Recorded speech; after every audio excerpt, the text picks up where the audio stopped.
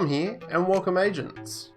So today, in State of the Game 169, Hamish was joined by game designers Mackenzie and Bruce. And today, they had a ton of information on the new PVE game mode coming in Title Update 11, now officially known as the Summit. From how the Summit works, to all the new exclusive gear and exotics. And guess what? We've got gameplay too, agents. So, sit back, relax, and let's check out the Summit together. Okay. While we talk about it a little bit further and we have some questions, I want to give a bit of a look to the audience of what it actually looks like. Because Ella, George, and I had a chance to play through it recently on a test. And you'll see us approaching what is the elevator. Can you talk us through what this experience is and how it works going into the Summit for the first time? Or the second time, or the third time? Yeah, so the first time that you come in, you'll see this menu, and you'll only be able to go to floor number 1. And so the first time that you Summit, you need to move your way up floor by floor. And then once you've completed floor 10, because the 10th floors are boss levels, so floor 10, 20, 30, 40, 50, and so on are each boss levels. And once you've beaten a boss level, you unlock the rally point for the floor after that. So you can see on this, which is paused at, that there's floor 11, 21, 31, etc. So if you've beaten the 10th floor boss, you will be able to, on any time you replay the skyscraper, just immediately go to floor 11. And so I know people who want, challenging content, that they'll be oftentimes just fast traveling to 21 or 31. For those who want heroic, they'll be going to maybe 61 all the time. And if you're a legendary fan, you'll be going to 81. Nice. And so a lot of legendary content. That's really cool. Yes, and it's dynamic. So it shall be interesting because the strongholds, we predefined the spawns for those, whereas this is going to be a fresh experience each time for legendary players. So yeah, it's going to be pretty challenging. We've actually reduced the number of directives for the top 2 floor segments there to 3, based off feedback we got from the ETF this past weekend, actually. So it should hopefully not as grueling. Cool. I'll just let this run. I've got like 8 minutes of footage. Just for clarity, you'll see some fades and edits in here because I wanted to show people the first. I think we get through 11 or 12 floors in this little test, which took us about just over half an hour. Obviously, it gets a lot harder than this, but I wanted people to see how some of this works. So you'll see it switching back between my view and Ella's view as well. There's also, and people have already peeped, a new weapon, they're looking at new gear sets, they're looking at a bunch of new stuff. So we're going to, later in the stream, go over what those are with Bruce. So yes, people have seen the new weapon. I did see a question before, Mackenzie, that I want to throw at you. Is there matchmaking for this? Yes. So you can matchmake by difficulty. So, there's the 30 floors of challenging. You'll say challenging is what you want to matchmake for, just like a mission, like a normal main mission, and you'll get placed with a group on the section. Awesome. And as before, all of the Division 2 factions are present in the Summit. The other thing I do want to clarify is that this will be free for all players who own the Warlords of New York expansion. So with TU11, you will have access to this. No med kit reliant. This is not the house. It is an SMG though, and we'll go over it a little bit later. It is called... Wait, Bruce, what is it called again? It's called the Backfire. Backfire. So I'll let people try and figure out how it works. Yes, this is free for people who own Warlords of New York. You do not need to purchase it if you own Warlords already. Can you talk a little bit how targeted loot works or is intended to work when this mode comes out, Mackenzie? Yes. So the way that we have it set up is that it's a single targeted loot type for the entire skyscraper, regardless of like what floors you're playing. Okay. And so we're really open to feedback on this. We went back and forth internally about what's the best option for this. So we're going to test it out in the PTS as having a single targeted loot for the whole building. And we'll kind of go from there based off feedback. Okay, cool. Let's talk about the scalability for a bit. I've seen some questions in chat about is it friendly to solo players? Can I go from top to bottom solo, or is Legendary going to scale differently? How's that being handled? So it is all built to be able to be done solo. So everything should scale to 1 person, 2 person, 3 person, 4. The Legendary, it's going to be challenging for sure. You really need to be at the top of your game to do that solo, even the strongholds currently, and I think it's going to be very much still true here. Cool, that's good. I see some other questions. Stageworks and J Real were asking in chat about rogues and hunters and those kind of random spawns. Is that something that's in there right now, or maybe in the future? So I will say that rogue agent encounters can occur really? Throughout cool. Yes. So those will randomly happen for you. I'm not going to say anything about hunters though. Okay, Bruce is grinning in the background. Sorry, I just wanted to kick the I'm just gonna look. You gotta look at Bruce's face. Look at this. He's like he knows stuff. I'm gonna go back because the gameplay footage is far more interesting than our faces. We're about halfway through it, and I wanted to make sure that people get to see as much of this as possible. I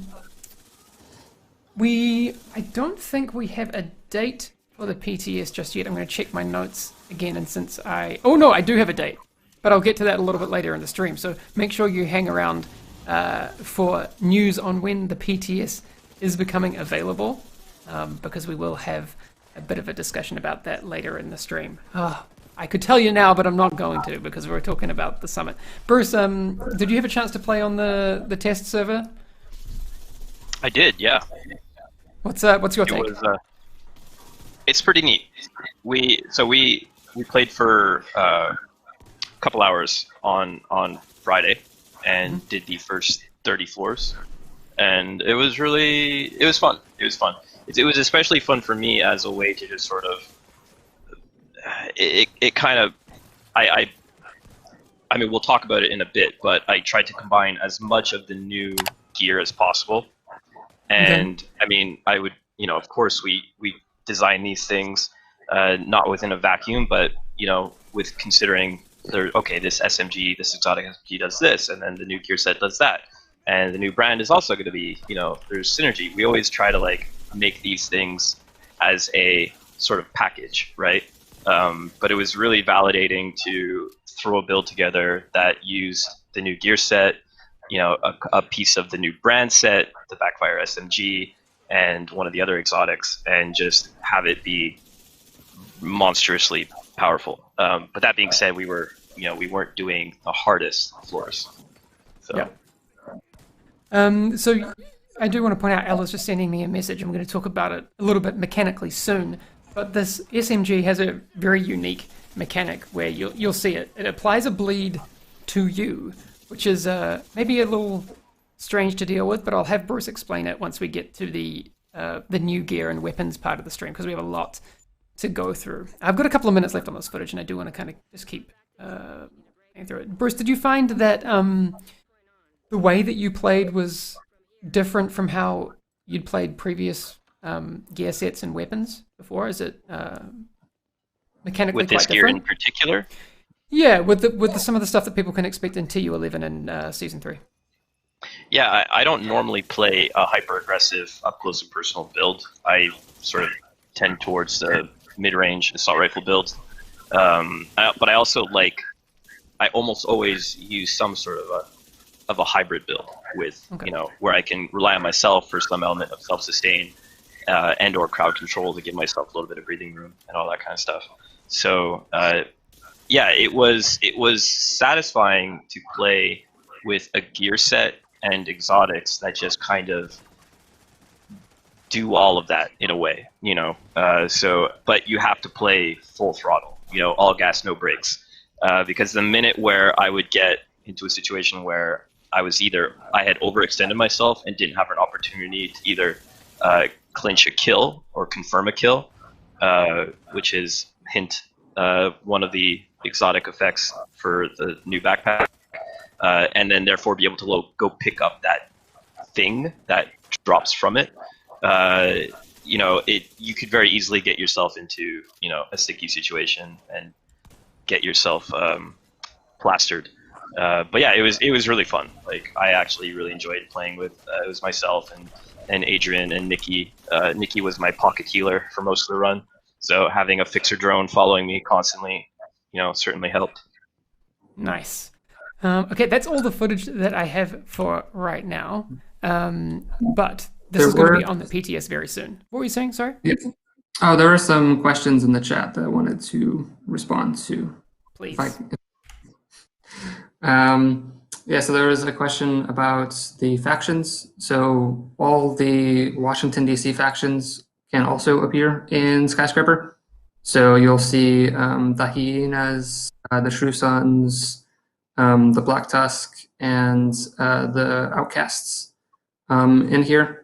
You can also occasionally be ambushed by the Underground, which is pretty terrifying, and it's pretty cool. As far as floors, I saw a question about how big those are. It's between 1 to 3 big encounters per floor. And so the thought process is that a set of 10 floors is close to a stronghold in difficulty. And so the boss at the end of each 10 floors drops loot equivalent to a stronghold. And the XP that you earn is kind of matching that as well. I saw someone asking about getting lost on the floors, and that was something that we actually saw on the playtest we had last Friday. So one of our tech LDs was fixing that, and because this is an earlier build that you're seeing the footage of, and so he was laying out the streets to get the correct marking for where to go, because that's how we do it inside the building. Is it's still a street, which is just a little fun dev insider tip. I don't know if you saw any other questions. I do want to go back to a point you said before, that there is a bunch of what people are seeing now is from different branches of different builds. So this is from our test server that we had. So the things that people are seeing now is going to be different from the PTS build, and the PTS build will be different from the release build. So please keep that in mind when you see and experience things, because there will be some changes.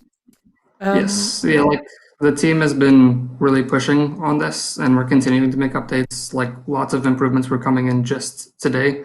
Yannick pulled me away just from working on things, fixes for the upcoming things as well. Not blaming him for anything. It's really we're working hard on this. Speaking of, why did all characters have to auto be generated to look like Yannick on the test server? Did he make that? Did he say? I don't know, man. You better make it look like me. Weird conspiracy. Yes. L Strife's asking, Hamish, don't let them ignore the PvP questions. People want some new PvP modes. We will talk about some PvP changes. There's no PvP mode that we'll be talking about, but Bruce does, I hope, have some changes to talk about too, things that will be interesting to PvP players. Yeah. I can address that right now, that for the sake of PTS Phase 1, we really want the focus to be on the new gear and how they behave and work in PvP and PvE, of course. But we can talk briefly. I can kind of hint at some of the stuff that's going to be coming in PTS Phase 2 that's related specifically to PvP ballots. Okay. On that note, let's go through the new gear first, and then we'll talk about some PvP stuff. Mackenzie, if there are any things that pop up that you do want to talk about as it pertains to the summit, do let us know. If you stick around with us and see stuff in chat, we'll talk more about that at the end. But new gear and weapons, there's a lot to talk about. I have, we'll go over the Season 3 stuff first before we get to the summit. So we'll head back over there. If you don't mind, Bruce, is that okay? Or do you want to do the other stuff? Sorry, I'm looking at Ella chat over in Teams. Did we answer? Sorry, did we address the purple loot that was popping up on screen? No. Thing? That's in the lowest difficulty, though, right? Yeah. So the footage that you saw was Hamish playing through the first 10 floors, which is normal difficulty. So of course you're going to see purple there. Some might have dropped on floor 11. I don't know if people saw or are saying that. That might be a question more for Nikki about loot distribution and that sort of thing. Mm-hmm. Yeah, that would be hard difficulty, which I think could still have purples. I think it's specifically challenging and above that force purples to go away. Okay. But yes, if that is something that you experience on the PTS and is unintended, we will address. Okay, Bruce, I'll let you have dealer's choice. Do you want to go through the Season 3 gear first or the Summit exotics and stuff? Let's dealer's choice. Or you... Okay. Yeah, just roll. I'm going to go with it. All right. Let's do it live. I'll do it how I have it laid out. So, a new trap skill variant. Bruce, you know about this one? Yeah, the shrapnel trap. Yeah. Okay. So this, I assume, is the reward for the manhunt. Mm-hmm. Cool. Yeah. This is actually a pretty exciting skill because this one I worked pretty closely on. So it's kind of like my new baby. It does a lot of things and borrows from a lot of different skills, which might sound odd, but what we wanted to do with the shrapnel trap was not make something so, obviously defensive in nature, or we actually wanted to play a little bit with duality. So it's both a defensive tool that you can throw like the other traps and then have it deploy. And when it deploys, it creates a minefield of smaller shrapnel mines, basically. So it's an area denial tool. But if you quick deploy it, it's more of a quick response, point blank area of effect cone nuke, because anything that's within the area of the trap's deployment field gets right. Mind when you throw the shrapnel trap, you're lobbing the big ball, and then the ball lands, and then it pops up into the air like a bouncing Betty mine, and then it explodes and spreads a bunch of smaller mines in the area. But they have sticky bomb behavior. So, anything that's within that area of effect will get stuck by the mine. So it's not just, you have to step on a mine, or NPCs can only be damaged if they enter, the minefield. They can also be damaged if they're within the initial deployment area. And that's obviously the case if you quick deploy it, right? So I don't know if you have any gameplay footage of it in action. I do not, Any unfortunately. chance? You do not? But we'll have to save that for an upcoming stream. Is it on the PTS, I wonder? Yes, it'll be. So there will be a vendor. I'm not sure which one, but Nikki set it up so that you'll be able to purchase the shrapnel trap on the PTS and take it for a spin. So I think it's pretty exciting because, like I said, it has a bit of a dual nature where you can use it for area denial, or you can use it as a quick response where, let's say, you're behind some cover and you're engaging some enemies, directly in front of you, and then a rusher comes and surprises you on the flank. You can quick deploy this, and it will basically act like I'm trying to think of like an appropriate analog or analogy. What, like those Diablo, the cone, or the wizards, World of Warcraft, the cone of cold. Yeah. Well, that's what I'm looking for. So it's like a quick deploy, rapid, offensive skill as well. Okay. We used to have that with the mobile. The mobile cover in Division 1 used to have the thing. Yeah, that's right. One of the variants. Yeah, where it would explode, or you could detonate it, and then it would create like a claymore effect. Yeah, so that was actually another one of the inspirations for this skill, was the quick deploy would behave kind of like a claymore, essentially. So, yeah, it's pretty neat skill. I think people are going to like it. All right. I've just, Mackenzie, I've turned off your microphone until you have something that you need to say. So just like do a dance when you need to say something. Okay. Now let's talk about the Season 3 gear set. Mm-hmm. Okay. So we've got the Hunter's Fury gear set. Bruce, what can you tell us from a game design perspective of why this is exciting? This is a pretty exciting gear set because it's probably OP. Okay. So I think people can see the bonuses on the screen. Yeah, there it is. Okay. So the 2-piece bonuses are both SMG and shotgun damage because the flavor here or the fantasy or the call to action is this is an up close and personal gear set. This is for people who like to get up in the enemy's grill and go to town. So players of Division 1 might sort of maybe see some sort of alliteration there in the title, Hunter's Fury. So Division 1 had the Hunter's Faith gear set, which was a long-range marksman gear set. Hunter's Fury is the sort of polar opposite. This is I a see gear what set. You did there. Sneaky. And then the 3-piece bonus is armor on kill and health on kill. So we really want to give you both the opportunity to get up close and personal, secure a kill, regain any sort of damage you may have taken in the process. But then once you've got a kill, any enemies that are near your victim, as long as they're within 15 meters, right? So when you're within 15 meters of the enemy, we apply a debuff to them. Essentially, think of it as you radiating an aura of menace that demoralizes the enemy, and any enemies that die within your aura then demoralize any of their friends with a disorient, confuse effect, which then That's cool.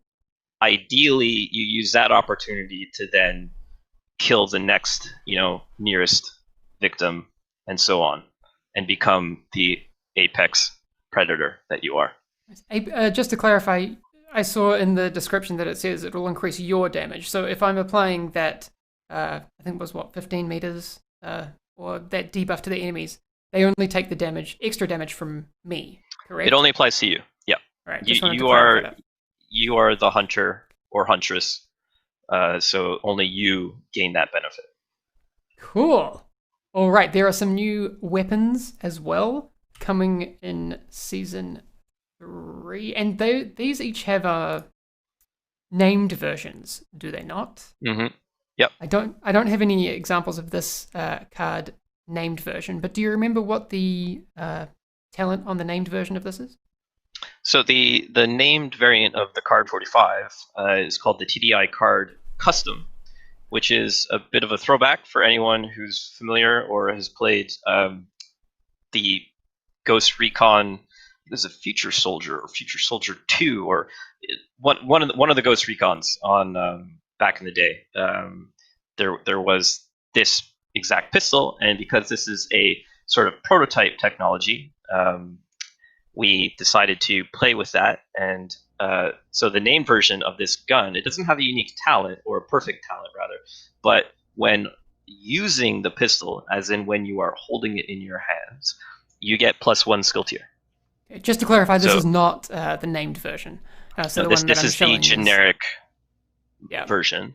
So the named version of this pistol will give you +1 skill tier. I think people can extrapolate from that the benefit that will provide.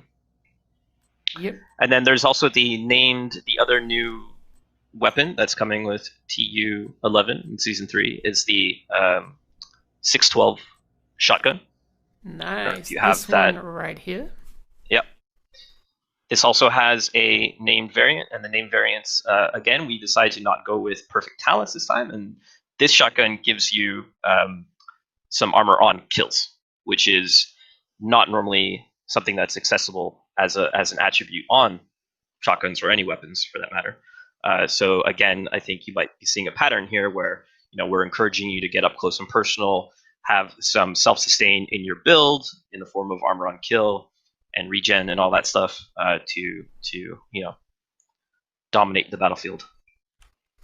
Nice. Okay. We've got more to go. I'm loving doing this stream. I have this whole thing laid out in front of me with all the things I'm yet to show. And we're like I love just talking getting about it because we're just getting to the juicy stuff now, so it's cool. we work on this for months and then we finally get to show it off. So Yeah. All right. I want to get into some of the exotics that people can expect. Tell us a little bit about the backfire. So the backfire is pretty unique.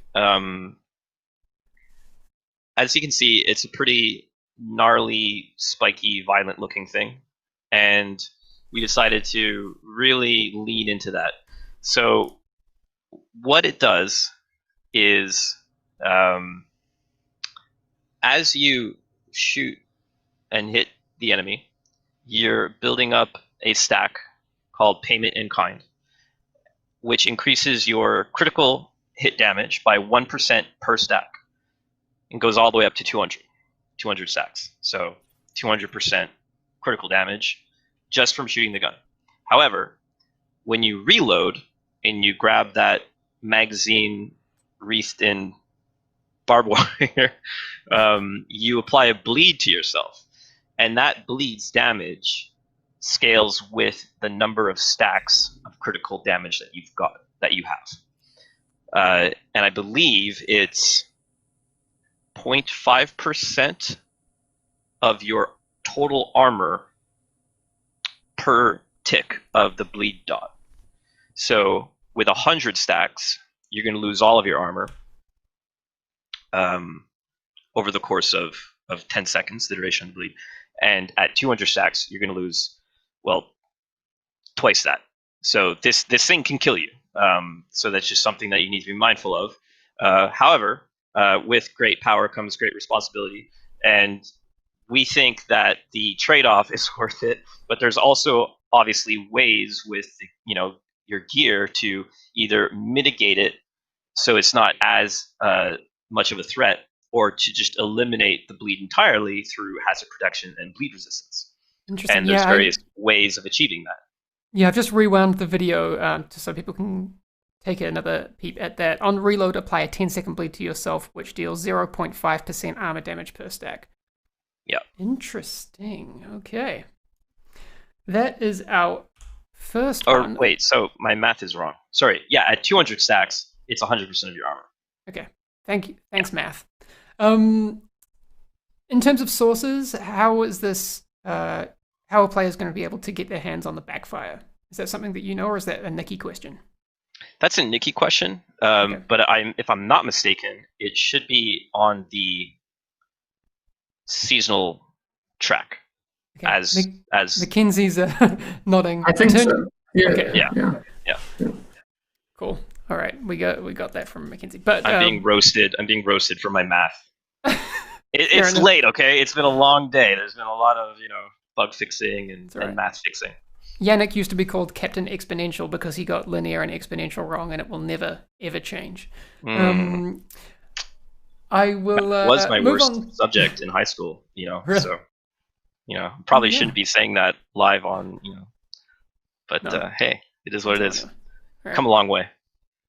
Yes, you have, Bruce. All right, moving on. The Memento Backpack. I freaking love how this looks. It is so cool. It's a very cool exotic. What can you tell us about this one? This one's a bit of a... All right, so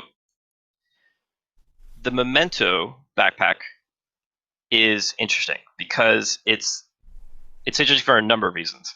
One of the first reasons that it's interesting is because it doesn't roll with any secondary attributes, but it rolls with 3 cores.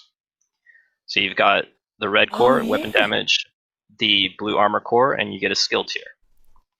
And what this backpack does, when you kill an enemy, they drop a trophy on the ground at their feet.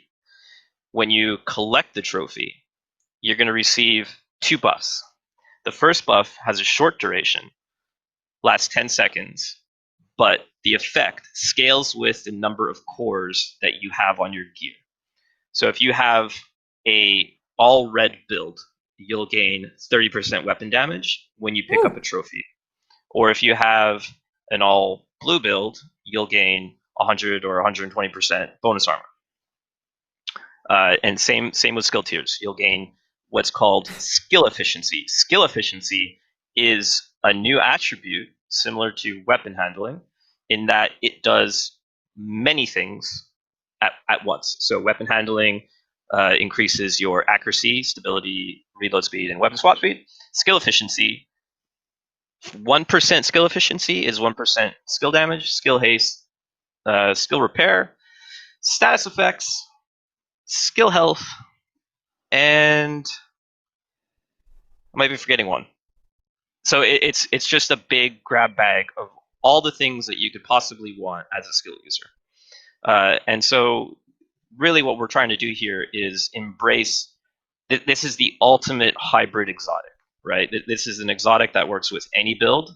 However, you're going to have to, one, earn the trophies. You got to get the kill, and then you're going to have to collect it. But I think, you get a significant effect when you do this. Secondly, for every trophy that you pick up, you get a long-term buff effect that lasts 300 seconds or 5 minutes. I think my math is right there. It is. You're good. Yeah.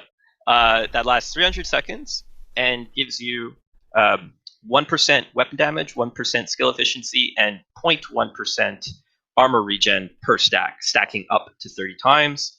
The goal or the intention here is that if you're fighting a boss, for example, and you've killed all of the minions and there's no more trophies for you to pick up, ideally you've accrued a pretty significant buff, right?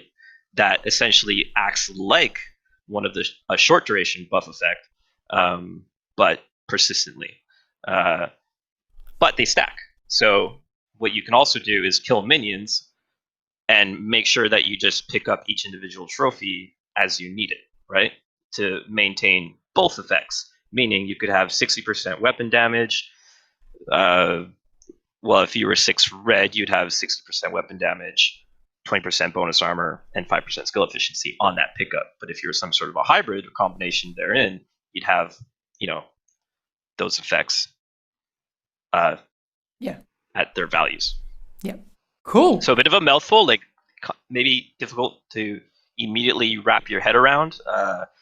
And we're still figuring out how exactly to word that whole talent on the talent tooltip in the UI, because it's a bit of a, like I said, it's a bit of a mouthful. But yeah, we're excited for people to give it a spin on the PTS. Oh yeah, I'm seeing a lot of things in chat. Solid G saying best in slot. This is so cool. Death119, taste that rainbow. Is this a little bit of a dig at you having some like internal conflicts? Like, oh, No. we're gonna fix rainbow loot and then just make this god rainbow loot. Like I mean, I'm all for it. That looks cool. Right, cool. Yeah, we don't listen to what people are saying. I love it. Oh well, it's either way. I'm very excited for it. It's very cool. We have more. Let's keep going. So there are. Oh, let's do the chess piece next. Oh, Mackenzie wants to talk. I'm going to turn you on. Go for gold. Wait. Hi. Oh, the chest piece, we're talking about the one that you unlock from completing the summit, right? Ooh, yes. All right. Well, you should chime in on this because Yes, I was trying to do a clever segue there. Nice. What do we got here? So I'm not going to talk about the gear piece itself, but I was just going to mention that the way to earn this is by getting to the 100th floor of the summit, and you'll unlock a quest. Once you've completed that quest, you'll be able to craft this, if I'm understanding it correctly from what Nikki has told me and what we've seen. So it's you need to really get good at the summit and play that a lot to be able to unlock this one. Nice. All right. Hey, Bruce, what can you tell us about what this is? You'll also notice that I've chopped off the name of it because on this build, it's actually the wrong name. I don't know what it's this is called. General Ridgeway this exotic is called Ridgeways Pride. Okay. And the idea here is to once again sort of as you guys can see, there's a lot of sort of synergy here in terms of the close range, close combat, hunter predator fantasy. So, we thought we would, for players who want to be both offensive but then also have a defensive tool, we created this exotic with the talent called Bleeding Edge, which applies a bleed to any enemy that you shoot with your weapon when they're within 10 meters. So again, this synergizes really well with the new gear set. This synergizes really well with Adrenaline Rush, right? So whenever if you're building a build that's going to operate within the 10 meters or less spectrum, like this is definitely something that you should consider using. Because anytime you're within 10 meters of an enemy that's bleeding, you're going to gain armor regen. And it goes quite high. If you've got one bleeding enemy, it's 1% armor regen. If there's 2, it's 4%. If there's 5, was it 25%? 25%, yeah. 25% armor regen per second. So if you can hit 5 targets and they're within 10 meters of you and they're all bleeding, you're going to regenerate 25% of your armor every second. But I mean, I challenge you to, if you could pull that off, great. You deserve to have that much self-sustain. But obviously, the AI isn't necessarily going to go easy on you. And if you're playing on the harder content, that's certainly a risky proposition. But I think there's definitely players out there who are going to be able to make use of this. Yeah, especially in PvP. If you want to face tank like 5 other dudes and you can make it happen, that's, I mean, good luck, but I don't know. Maybe there's something there. We will see on the PTS, I would imagine. There's So I see a lot of people are like, Monka S or not like this status effects PvP. Keep in mind that we are doubling the strength of resistance mods, defensive resistance mods in TU11. So if you have a bleed resistance mod currently on live, if you have it at 10%, which is the live value, the maximum value on live, in TU11 it's going to be up to 20%. And we recently buffed the booster hive to provide status effect resistance and cleanses. So I think there's tools in the player's toolbox that they can use to either capitalize on these effects or mitigate it as much as they can. So just a slight sort of acknowledgement of the PvP players and their concerns. We're aware, and this is an opportunity to test these weapons and exotics on the PTS. Give me your feedback. My DMs are always open. Blow them Are up. they? Yes. You have your Twitter. DMs open? My DMs are open. Yeah. Oh, that's dangerous, man. You live on the edge. I live on the bleeding edge. Me and Ridgeway. All right. I just want to get to the new Bellstone Armory stuff real quick. What can you tell us about this new brand set? This is a new brand set that's coming with D11 in Season 3. It's a defensive brand set, no surprise. And the bonuses, one piece is 1% armor regen, and then armor on kill, and incoming repairs. So again, this is a brand designed for the more aggressive, up-close and personal player who's looking for survivability in the way of self-sustain and more independent. Less reliance on a healer or a dedicated healer or some sort of hybrid therein. Cool. I see some people already being a little bit split on what this would mean. Someone says, you main Bearman says useless gear set. Someone says, literally the person straight above them, it's just Hop says, this is the brand set I've been waiting for. Yeah, you go. More options for whatever you like.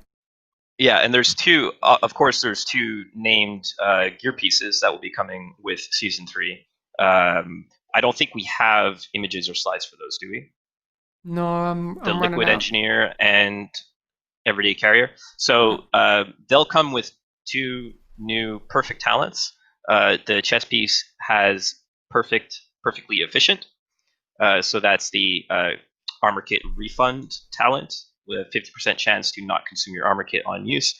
The perfect version is a 75% chance. And then the other perfect talent is perfect bloodsucker. So it goes from 10% bonus armor on kill to 12%. Cool. And again, these are talents that work really well. This brand set and those talents and Memento and Ridgeways Pride, they work great in conjunction with Backfire, which, as you guys know, has a pretty spicy component to it in terms of it, kind of no pain, no gain. So you're going to want to build around that as much as possible.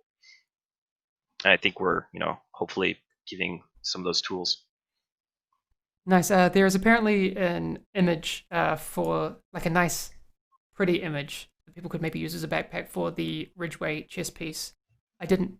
It failed to transfer to my machine that I'm running the stream on, but Al is going to grab it for us. So stick around and I'll show that off soon because the more pretty stuff is always great. Bruce, did you have anything else you wanted to say to the PvP community about some changes they might be interested in coming up with the PTS?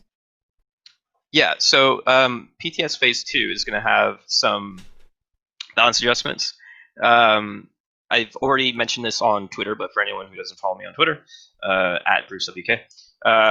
So Riot Foam base duration is going to go from 3 seconds to 2 seconds. The Firewall burn on armor break specialization talent for the Firewall. We're going to remove the burn effect in PvP. So if you break someone's armor, you won't be set on fire. Okay. What else I got here? The changes to pistol, rifle, and marksman damage that was done during it was a 10.1 server patch. Going to be revisiting those numbers after deliberating on it and discussing it with the community and getting feedback. While we accomplished the objective of removing the one shot to the toe builds or one shot crotch builds, it was a little bit too heavy-handed on lowering the overall damage of those weapon classes or types. So I'm going to be revisiting that. And yeah, so I don't want to get into too many specifics because, again, it's still work in progress. There's still testing to be done. But that's just kind of a preview. There's some other stuff. Shields will be taking a little bit more damage in PvP. What else? Sorry, I'm looking at like my notes here. Yes, that's great. Professional game developer. I just want to see if there's anything else that I can risk dropping. No, I think we'll leave it there for now, and then we can we'll have more information coming up in the next couple of weeks. Cool. We're like way over time, but I did say this one would go long. There is one thing I want to follow up on about the Rainbow Loot stuff that Nikki talked about in previous weeks. If you follow Nikki or Patterson on Twitter, you would have seen that he's made some adjustments to what will be on the PTS. So following feedback from last week's State of the Game, we decided to move away from a 100% chance to match the core attribute. And we'll be adjusting that PTS to make sure it's on the PTS to make sure it's on the sweet spot. So I don't know exactly what that value will be, if it's a 50% chance, a 90% chance, something in between, or anything. So this will alleviate the issue of rainbow rolls while also allowing for a wider range of builds. But as always, make sure that you give your feedback on the PTS as you experience it. Speaking of, you will have seen down below that the PTS date has been put in there by Johan of September 4th, which is Friday. It is PC only, as we have said before. All the new TU11 content will be on there, including the summit, the new skill variant, the shrapnel trap, which will be in the live version, the reward from Season 3 Manhunt. The actual manhunts won't be able to be experienced on the PTS. But please do give us your feedback. There is, oh, and now I can show that image. We did say we showed a bunch of new stuff that's coming, but I just want to go back to the exotics because those are the fancy things. We have the Backfire exotic, which we showed some gameplay of a little bit earlier. We also have the Memento exotic backpack, which you can experience on the PTS. I love that the Hunter mask is in there as well. It's very much that Hunter fantasy, which I'm super into. And then the Ridgeways Pride exotic chess piece, which looks super sick. So I imagine people are going to be getting their Hunter like in-game cosplays running, which I'm super into. So do share those with us. So yes, PTS is on Friday, so that's pretty dang soon. The Season 2 is also continuing right now, so I want to just show this. The new league has started, so the Titan League is available. You can see the list of activities there. I think we also have the rewards and things, so you can have a look at those. It runs for 2 weeks, and you can get stuck into it as of yesterday. What's Bruce's Twitter? Bruce WK, correct? Bruce? That's correct. Yep. All right. I have no relation to Andrew WK. Really? I'm just gonna put a link in so people can spam you. There you go. I put it in chat. His DMs are open. Look. Do not. Don't make me regret it, chat. Don't make Bruce regret it.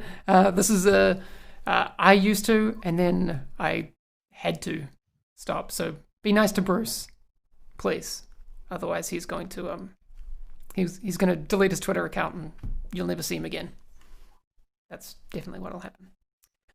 Mackenzie, was there anything that you saw that you wanted to address and bring up? Yes. Yep. So I had a few questions I saw in the chat. You already mentioned that the summit will be in the PTS. It will be the entire summit, so you will be able to go all the way up to floor 100 and just see everything, give as much feedback as you can. We're really looking forward to it. Another thing that I saw some confusion about how the floors work. So once you go up to a certain floor, you can always select any floors, any rally point below that to start at again. So if you make it all the way up to floor 70, you can restart at 50 or 40 or 70 or whatever. Yeah, if we bring up the elevator here, this will probably help explain it. So yeah, if we pause here, you'll see these are your options of where to start at, 1, 11, 21, etc. And once you unlock one of these, you can restart again. There's also, if you really like a set of floors, say that you like playing 41 to 50, once you kill the boss at floor 50, you'll get to this same elevator menu and you can go back down to 41 again. And so it's really built to let you play specifically the way that you want to. And so you can just kind of grind the difficulty that you specifically want. The floors really set the difficulty here. So if you have your global difficulty set to something else, that's ignored within the summit. It specifically looks at what you select with the elevator. And the summit, as far as on the mega map, it shows in New York. And so you can teleport to it from there. Cool. And yeah, I think that's the main stuff. You can, we're working on the objectives, and there's a lot of stuff that we're looking at with the PTS to see what people think. And the way that we built the summit is really dynamic. And so, we're really excited to be able to keep on improving it and adding new things where we can. Cool. There's a couple of questions that I saw. Will people ever run across the White Tusk in the upper legendary levels? Yes. So the legendary that you see there are the White Tusk. And so that's from floors 81 up to 100. Cool. And yeah, I saw some comments asking about this video here. On the lower floors, just floor 1 to 10, currently it's just the rakers and cleaners. That's the normal floor set. And, it's kind of more of, you might notice that at the lower floor, specifically these normal floors, that there's less, we try to make it not as challenging, kind of like we would in a normal main mission. So what you'll see is a bit limited, and so you'll see a bit more stuff as you go higher up in the floors as far as like exotic elements of combat. Well, I have a couple of other questions I want to get to. Lazarus Knight was asking, if my friends unlock a higher floor, can they join them, or does your personal progression is that taken into account? You can join them. You can join them. Okay. Yeah, we want to make it as easy to play with your and to play what you want. So yeah, if your friends up higher, you can just hop to them. Okay, just to clarify also the checkpoints, is level 100 a checkpoint? Or it is not. It's no, not, so you'll be put back at 91, correct? Correct, yes. And I guess I could talk a bit about checkpointing.